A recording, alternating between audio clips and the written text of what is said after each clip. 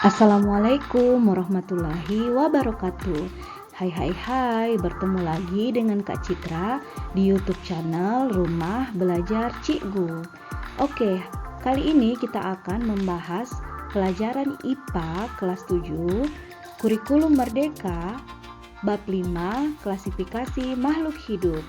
Materi kita hari ini yaitu kunci dikotomi dan kunci determinasi format tabel.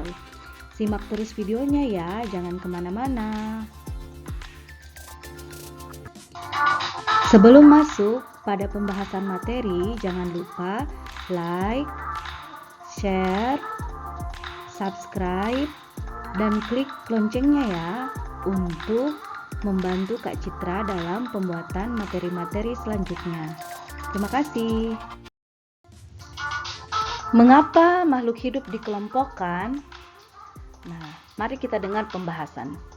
Ketika kamu masuk ke dalam kebun binatang, kamu akan menemukan begitu banyak hewan yang ada di dalam. Ada gajah, ada panda, ada singa, ada zebra, dan banyak lainnya. Nah, kamu harus mulai mengelompokkan makhluk-makhluk hidup tersebut sesuai dengan jenis-jenisnya. Mengapa makhluk hidup dikelompokkan? Agar kamu tidak bingung dan mudah untuk mempelajari makhluk-makhluk hidup tersebut.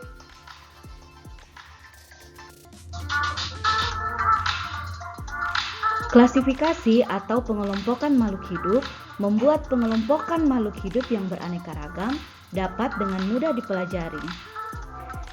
Klasifikasi atau pengelompokan makhluk hidup dilakukan berdasarkan karakteristik tertentu yang dapat membedakan anggota satu kelompok dengan kelompok lain.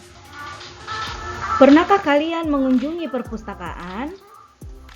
Ketika kalian mengunjungi sebuah perpustakaan, maka kalian akan melihat bahwa buku-buku disusun berdasarkan kategori tertentu. Misalnya, buku teks pelajaran IPA akan disimpan pada rak yang sama, tidak dicampur dengan buku-buku lainnya. Klasifikasi atau pengelompokan membuat hidup lebih mudah setiap orang, termasuk ilmuwan. Misalnya, ketika kita mengunjungi minimarket untuk membeli pasta gigi, maka kita akan pergi ke rak perlengkapan mandi. Jika kita ingin membeli minuman, maka kita pergi ke lemari penyimpanan minuman. Semua jenis barang dikelompokkan berdasarkan karakteristik tertentu. Untuk membuat klasifikasi lebih mudah, para ilmuwan menggunakan sebuah model yang disebut dengan kunci klasifikasi.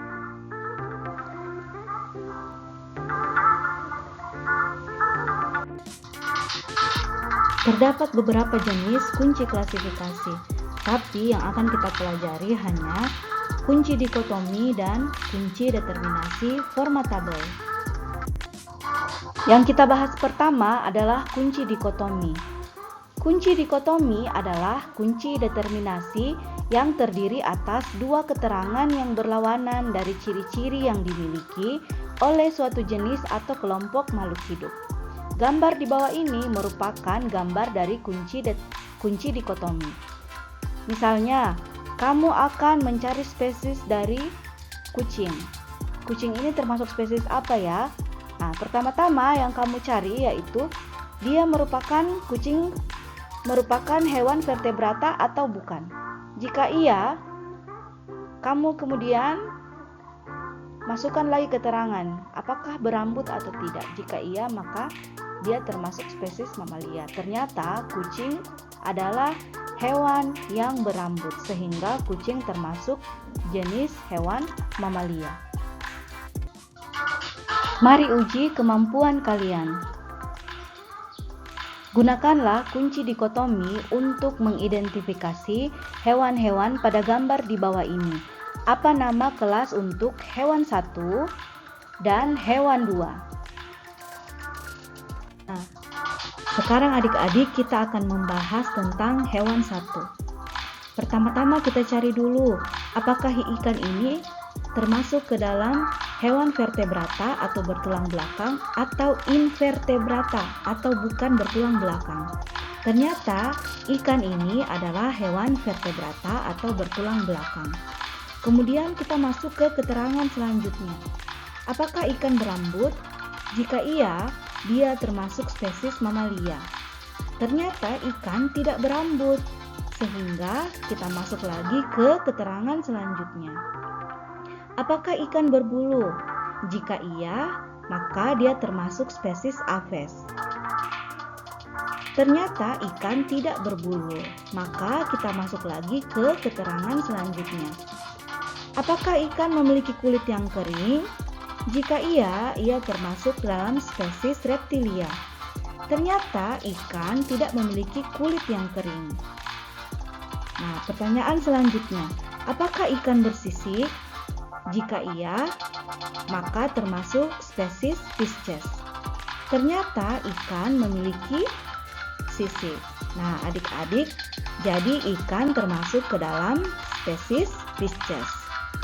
Nah, adik-adik sekarang sudah paham ya bagaimana cara mengelompokkan makhluk hidup dengan cara menggunakan kunci dikotomi. Sekarang adik-adik silahkan cari di rumah tentang hewan 2. Pembahasannya silahkan dicari di rumah ya.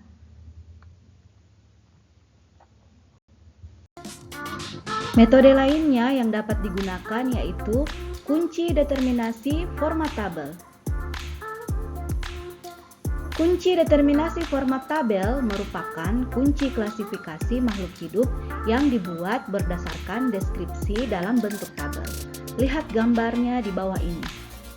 Kamu sudah paham kan bagaimana kunci determinasi format tabel? Dia dibuat dalam bentuk tabel.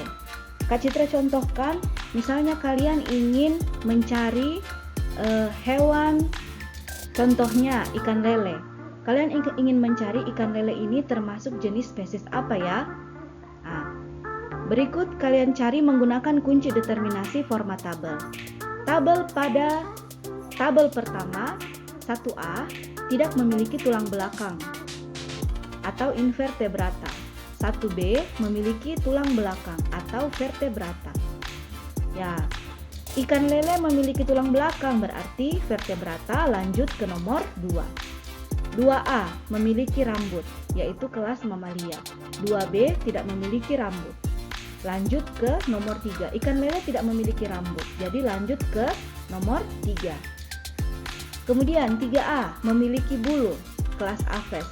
3B tidak memiliki bulu. Ikan lele tidak memiliki bulu, jadi harus lanjut ke nomor 4. 4A memiliki kulit kering atau kelas reptil.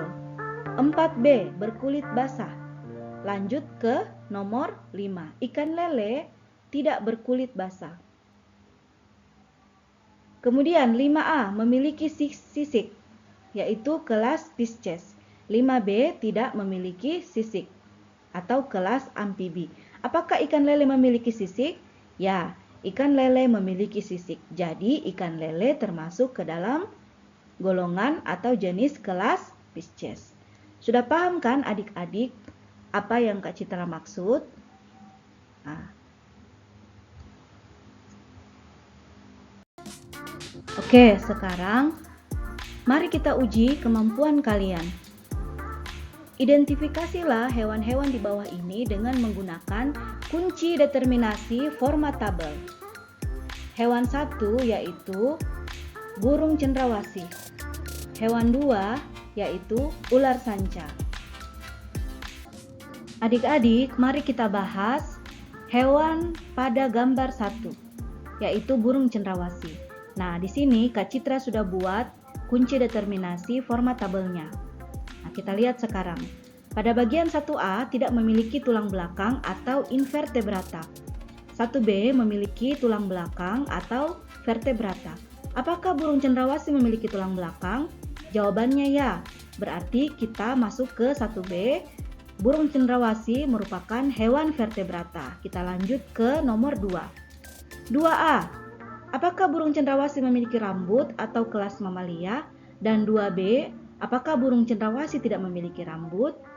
Ternyata burung cendrawasih tidak memiliki rambut. Masuk ke 2B, yaitu lanjut ke nomor 3.